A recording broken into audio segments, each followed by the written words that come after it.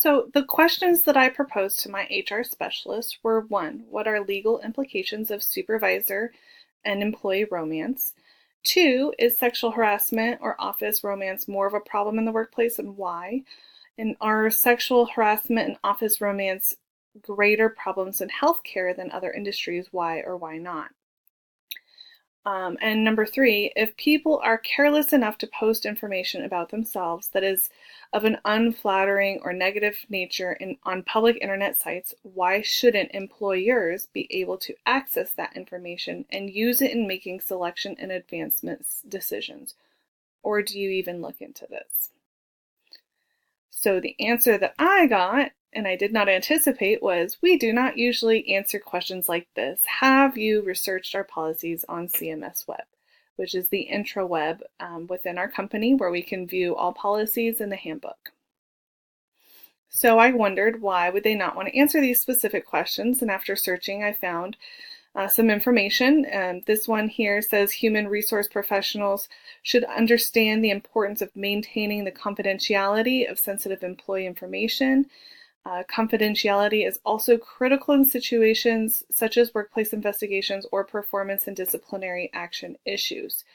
So they may not want to discuss them because they might implicate an employee without meaning to do so by discussing specific situations.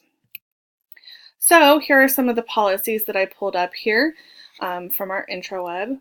This one is on employment of relatives. This was the closest that I could get as far as employee romance. There is not a specific policy for that.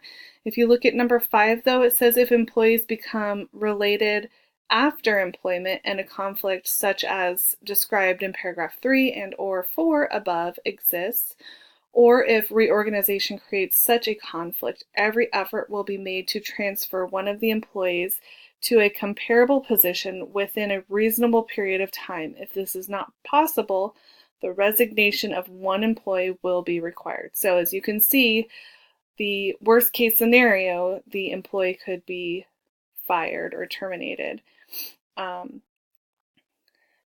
if they couldn't find another equal position for that employee. So as far as the social media policy, it's a rather large policy. I don't know if you can see this, but it does say page 1 of 6 up there at the top. And you can see here that on number 4, it says the same principles and guidelines found in the company policies apply to your activities online. Ultimately, you are solely responsible for what you post online. Before creating online content, consider some of the risk and reward that are involved. Keep in mind that any of your conduct that adversely affects your job performance, the performance of fellow employees, or otherwise adversely affects members, customers, patients, suppliers, or people who work on behalf of Austin Regional Clinic Covenant Management Systems, or its legitimate business interests, may result in disciplinary action up to and including termination. So this policy does not specifically say that they use it for termination or advancement, but they do monitor social media, especially in regards to the Austin Regional Clinic's image online. So this part of it says that employees should strive to be fair and courteous to fellow employees, customers, patients, members, suppliers, or people who work on behalf of Austin Regional Clinic or Covenant Management Systems. Also, keep in mind that you are more likely to resolve work-related complaints by speaking directly with your coworkers or by utilizing our open door policy than by posting complaints to a social media outlet. I particularly like that they put that in there because they are encouraging you to work out your problems rather than posting it online. Nevertheless, if you decide to post complaints or criticism, avoid using statements, photographs, video, or audio that reasonably could be viewed as malicious, obscene, threatening, or intimidating, that disparage customers, members, employees, or suppliers, or that might constitute harassment or bullying.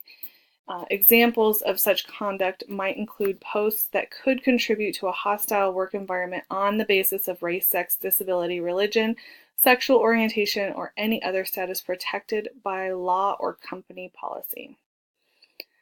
So, and then here in this section that I thought I wanted to share, as you can note here, it does say they have the right to monitor.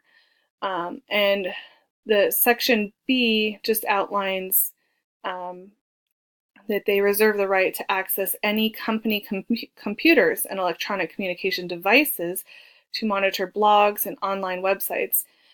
In addition, postings, blogs, communication, etc. made at work might be stored and retrieved from the company's servers. So if you're posting from work, which is actually, there's a policy against that, then it can be saved on their servers and forever used against you.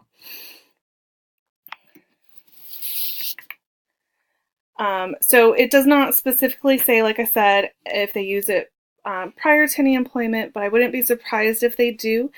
There's a lot of information that one can learn about individuals just by visiting social media accounts.